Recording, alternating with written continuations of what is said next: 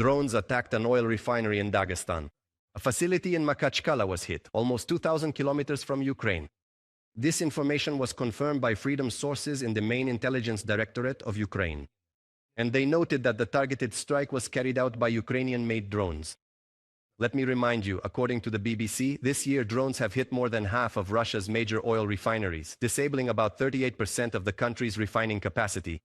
This has also caused a fuel crisis within Russia and disrupted the logistics of the Russian army. At least one of the drones successfully attacked and disabled a primary oil processing unit. After the explosion, a large-scale fire broke out at the plant. The impact on Russia's oil industry will continue and will only keep growing.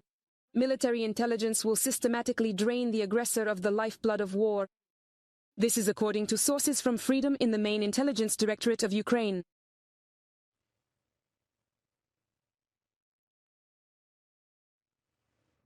Across Russia, repairs to the country's infrastructure are being postponed en masse. According to Ukraine's Foreign Intelligence Service, the official explanation is a lack of funding. But in reality, there is only one reason. State funds are being diverted to the war against Ukraine. And even these resources are rapidly running out. Analysts note that the Russian economy has started to deteriorate even faster. Nikita Skoblikov will continue the story. The Russian economy is deteriorating faster than expected. This is being recorded by the Bank of Finland's Institute for Emerging Economies. All key indicators are trending downward. Even the Kremlin's pessimistic forecasts are not coming true. The main reason is the focus on war. Virtually all of the country's resources are being funneled into military spending, while other sectors are simply suffocating under these conditions. In our current forecast, it is assumed that government spending will help sustain domestic demand, particularly production in sectors related to military expenditures. Growth in other sectors of the economy will be limited by a labor shortage and tighter borrowing conditions. If there are no significant changes in Russia's domestic policy or serious external shocks, we expect Russia's GDP to grow by only 1% per year throughout the entire forecast period. From the report of the Institute for Emerging Economies of the Bank of Finland.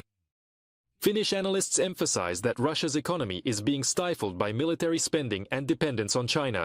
The report states that more than 40% of the state budget is spent on the war against Ukraine and so-called internal security. At the same time, revenues are growing slower than expenditures and the deficit is increasing. Moscow has only one way left to plug the gaps, raise taxes and cut spending on its own citizens. In the Novosibirsk, Orenburg, Yaroslavl, Voronezh, and Ulyanovsk regions, as well as in Dagestan and Krasnoyarsk Krai, they have already begun planning to increase regional taxes. Specifically in 3 regions, the vehicle tax will be raised. In the Novosibirsk region by 10.9%, in Krasnoyarsk Krai by more than 10%, and in the Orenburg region by more than 30%. From a publication by the Ukrainian Foreign Intelligence Service on Telegram. In addition to raising taxes, the Kremlin is also cutting financial support for its citizens and various social benefits. Analysts note that the Russian economy is currently in an extremely vulnerable position.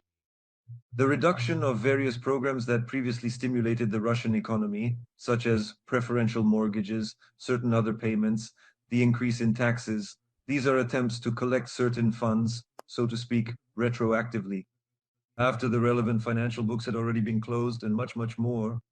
At the beginning of 2025, Russian media reported that the level of Russia's national debt had reached 13.5% and continues to grow. Experts warn that this trend is leading the country toward financial instability. Resources are not being used for development, but rather to maintain the military machine. As a result, across the Russian Federation, there is a mass repairs to infrastructure facilities, from roads and communication lines to schools and kindergartens, are being postponed en masse. According to the Ukrainian Foreign Intelligence Service, the official reasons cited are lack of funding, delays in the delivery of materials, and equipment shortages. But in reality, everything is obvious. State funds are being redirected to continue the war against Ukraine. In Kamchatka, the repair of the underwater internet cable has been postponed until 2026, which puts the region's residents at risk of losing high-speed connectivity. A similar situation is observed in the transportation sector. The reconstruction of one of the most accident-prone highways in the Rostov region, Novocherkassk-Kamenolomny, has been postponed until 2027. In Bisk and near Ufa, road repair plants have also been disrupted due to a lack of equipment and heavy machinery workload. In Kaluga, the reconstruction of 2 central streets was postponed due to limited funding. And in Kurgan, street repairs have been postponed indefinitely.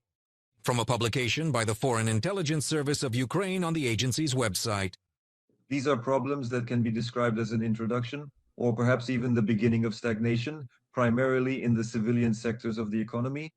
It's clear why resources are being redirected to the military sector, and naturally the civilian economy is suffering as a result. This is essentially an economy where a significant large-scale reallocation of funds is taking place in favor of the military-industrial complex. The Ukrainian Foreign Intelligence Service sums it up. Even though the Kremlin keeps insisting on the supposed development of the country's regions, the reality tells a different story. The state's resources have been scorched by the war. Everything that still functions is not aimed at improving people's lives, but at sustaining the military machine. Ukraine attacked Russian oil refineries and energy facilities. The General Staff of the Armed Forces of Ukraine confirmed a strike on a chemical plant. At the same time, Ukrainian analysts note that enemy air defense covers only about 40% of Russian territory. In unprotected areas, they resort to methods that Ukraine previously used. What air defense systems does Russia use, and how do Ukrainian drones bypass them? In the report by Dmytro Shulha. This is the Bryansk chemical plant on fire. Local residents posted the footage online. Ukraine's defense forces struck the facility the day before. They hit it with a Storm Shadow missile, which overcame the Russian air defense system, according to the General Staff.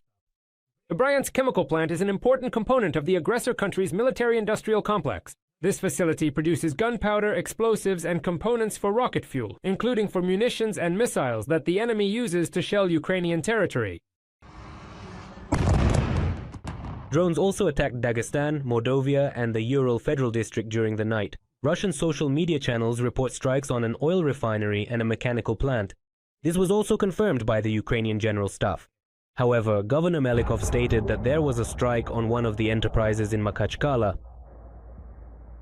Today, enemy drones carried out an attack on the territory of Dagestan. Their target was one of the Republic's enterprises. At present, there is no information about any dead or injured. Details about the destruction are being clarified. The air raid siren sounded both in Moscow and the Moscow region. Russian sources warned of a massive attack. However, aviation expert Valery Romanenko emphasizes that the capital, Zoish, the Russians are trying to protect it from air attacks. They have established several air defense lines, which consist of low-altitude systems like Tor and Pantsir-M. They are specifically designed to destroy drones and small, slow-moving targets. For example, the Pantsir system. It operates at a range of about 25 kilometers and does so effectively. If it is elevated, it can achieve this range even against low-altitude targets. The backbone of Russian air defense consists of Soviet-made systems, and the new Yakut Pantsir systems are modernized versions of old models. Soviet-made models, yes, and modern systems as well. The enemy is trying to combine all of this into a single system. Soviet systems like the S-300, more modern S-400s, and the new S-350 Svitya systems. In other words, essentially, the same systems, whether it's the S-400 or the S-500 they're currently developing, are fundamentally based on capabilities that were developed during Soviet times. So there is nothing truly new or modern. For the Russian authorities, the main priority is to protect military-industrial facilities, says Andriy Yusov. All major sites have air defense systems. The cities of the aggressor state, the Russian Federation, as well as, of course, certain specific sites are protected, especially major industrial facilities that are significant, military-industrial complex sites or facilities that hold particular political importance. And to strengthen the defense of the European part of the Russian Federation, according to Valery Romanenko, they are creating the Leningrad Military District. However, this does not prevent targets from being hit. The routes of our strike assets are planned so that they are not straight lines from point A to point B. From the launch point to the target, our drones fly along complex routes with many turns. Experts note that indirect routes and terrain avoidance become possible thanks to partner intelligence. Ukraine monitors whether there is air defense near the target, for example, at an oil refinery. In fact, there is a group of satellites, commercial satellites, to which we have access and so on. If we're not talking about the United States, we're talking about several European countries that are actively helping us with this issue. In addition, Ukraine is improving its drones to bypass Russian air defenses. That's why some of the drones do hit their targets. We consider it a good result if a third of our drones make it to their destination. Well, they also rely on similar approaches, so they will reach their targets as well. On our side, it's also about a third. That's not a bad result. The key indicator is how many Ukrainian drones reach their targets and inflict damage and losses on the aggressor state. According to various estimates, in recent months, oil product processing has decreased by 18 to 20%. These are extremely large numbers. Yes. According to drone manufacturers, achieving results requires massive waves of drones targeting Russian facilities. For example, anti-aircraft drones, which even without artificial intelligence don't always hit a moving target. You need 3, 5, maybe even 10 of them. It all depends on the pilot's skill.